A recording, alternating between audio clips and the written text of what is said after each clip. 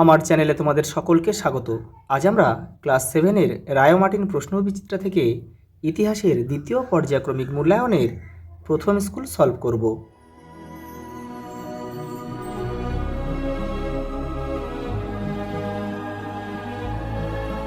দেখো প্রথম প্রশ্ন, ইসলামীয় জগতে প্রধান শাসক ছিল খলিফা। Option B.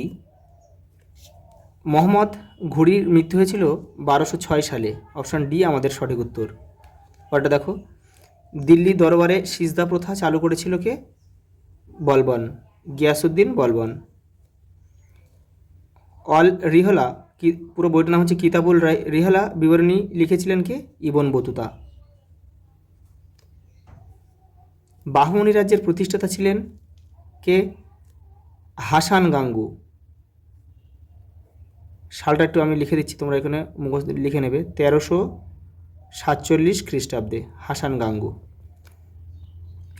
ভারতবর্ষের প্রথম মুঘল বাদশা কে ছিল? বাবর। বিল্লগ্রামের যুদ্ধ কবে হয়েছিল? 1540, হুমায়ুন আর শের খানের মধ্যে।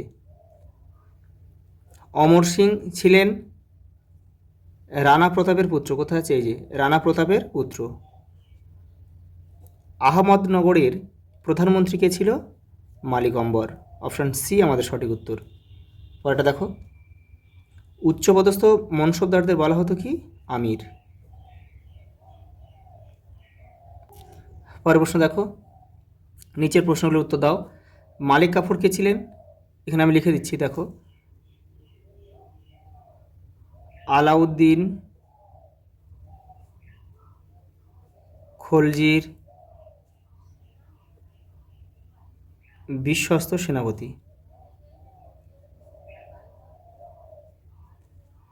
পরেরটা দেখো, সঙ্গম রাজবংশের শ্রেষ্ঠ শাসক কে ছিলেন? দ্বিতীয় দেবরায়। পরেরটা দেখো, বাংলায় ভক্তিবাদের প্রচার কে শুরু করেছিলেন? শ্রী চৈতন্যদেব।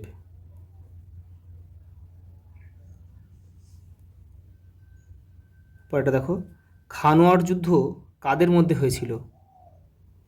দেখো, বাবর ও রানা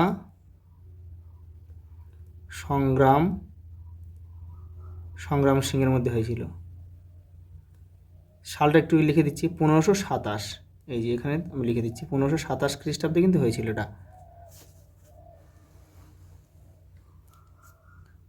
তারপর দেখো, টোডরমল কে ছিলেন? আকবরের অর্থমন্ত্রী।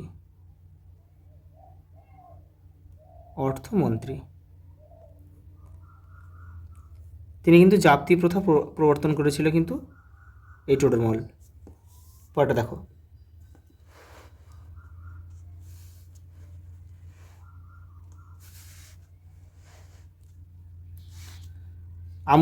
আমুক্তমাল্যদ গ্রন্থের লেখক কে?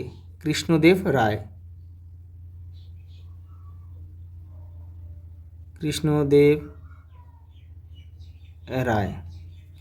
বইটা কিন্তু তেলেগু ভাষায় লেখা, এটা তোমরা একটু লিখে নেবে, এটা পরীক্ষায় আসে কিন্তু। তেলেগু ভাষা। পরেরটা দেখো, শাহজাহানাবাদ শহরটি কে তৈরি করেছিলেন? শাহজাহান। এটা কিন্তু যমুনা নদীর তীরে এটা তৈরি করা হয়েছিল। কার সময় আগ্রা শহরের বিকাশ শুরু হয়? এটা হবে আকবর।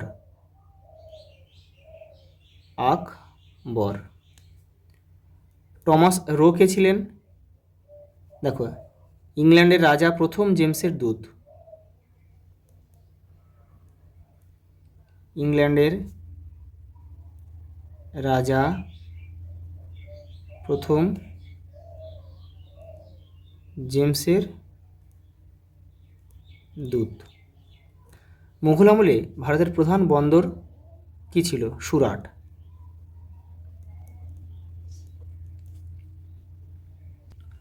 পরের প্রশ্ন দেখো, ঘরঘরার যুদ্ধ কবে কাদের মধ্যে হয়েছিল? দেখো 1529 খ্রিস্টাব্দে হয়েছিল বাবর ও আফগানদের মধ্যে হয়েছিল। আলাউদ্দিন খলজি কেন সিরি শহরটি তৈরি করেছিলেন? দেখো তোমাদের বইয়ের 92 নম্বর পেজে দেখো, দেখো এখান থেকে এটা লিখে দেবে, মূলত মঙ্গল আক্রমণের হাত থেকে নাগরিকদের সুরক্ষা দেওয়ার জন্য। পরের প্রশ্ন দেখো, ইকতা ব্যবস্থা বলতে কী বোঝে? তোমাদের বইয়ের দেখো 58 নম্বর পেজে রয়েছে এই ইকতা ব্যবস্থার কথা, এখান থেকে তোমরা লিখবে, এই যে ব্র্যাকেট করা আছে। পরের প্রশ্ন দেখো, বারোভুঁইয়া নামে কারা পরিচিত ছিল? তোমাদের বইয়ের 77 নম্বর পেজে দেখো, এই যে এখান থেকে এই যে এই পর্যন্ত তোমাদের লিখতে হবে। এই যে বারোভুঁইয়াদের কয়েকজন নাম কিন্তু দিতে হয়, যে প্রতাপাদিত্য, চাঁদ রায়, কেদার রায়, ঈশা খান প্রমুখ। পরের প্রশ্ন দেখো, কে কবে দহশালা ব্যবস্থা চালু করেছিল? আকবর করেছিল। আকবর 1580 খ্রিস্টাব্দে। তোমাদের বইয়ের 87 নম্বর পেজে রয়েছে, তোমরা ওখান থেকে দেখে নিতে পারো। পরেরটা দেখো, কে কোথায় কিলেঘড়ি প্রাসাদ তৈরি করেছিলেন? দেখো 92 পেজে রয়েছে তোমাদের বইয়ের, এই দেখো, বলবনের পৌত্র কায়কোবাদ খ্রিস্টীয় ত্রয়োদশ শতকের শেষে যমুনার তীরে কিলেঘড়ি প্রাসাদ তৈরি করেন। পরেরটা দেখো, দাক্ষিণাত্য ক্ষত কীভাবে ঔরঙ্গজেবের পতন ডেকে নিয়ে এসেছিল? দেখো এই যে এইখানটা, এটা তোমাদের লিখতে হবে। পরেরটা দেখো, দিন ই ইলাহি, এটা দেখো তোমাদের বইয়ের 85 নম্বর পেজে রয়েছে, এই দেখো এখান থেকে পুরোটা লিখবে তোমরা। পরেরটা দেখো, ভাস্কো দা গামা কত খ্রিস্টাব্দে ভারতে এসেছিলেন? 1498 খ্রিস্টাব্দে। দেখো পর্তুগিজ বণিকদের ভারতে আসার প্রধান উদ্দেশ্য কী ছিল? দেখো 105 নম্বর পেজে তোমাদের বইয়ের উত্তরটা রয়েছে। দেখো পর্তুগিজরা ভেবেছিল যে ভারত থেকে মশলা কিনে ইউরোপের বাজারে বিক্রি করতে পারলে অনেক লাভ হবে, এখান থেকে এটা পুরোটা লিখবে। পরেরটা দেখো, মনসবদারি ব্যবস্থা বলতে কী বোঝো? তোমাদের বইয়ের 85 নম্বর পেজে রয়েছে, দেখো এই যে এর নিচের পোর্শনটা লিখবে, এখান থেকে এই পর্যন্ত। পরের প্রশ্ন দেখো, সুলতান ইলতুৎমিশের সামনে প্রধান 3টি সমস্যা কী ছিল? তোমাদের বইয়ের 45 নম্বর পেজে দেখো, এই যে এই প্রথমত, দ্বিতীয়ত, তৃতীয়ত, এখান থেকে এটা পুরো লিখবে এই পর্যন্ত। পরের প্রশ্ন দেখো, ফিরোজ শাহ তুঘলক কী জনকল্যাণমূলক কাজ করেছিলেন?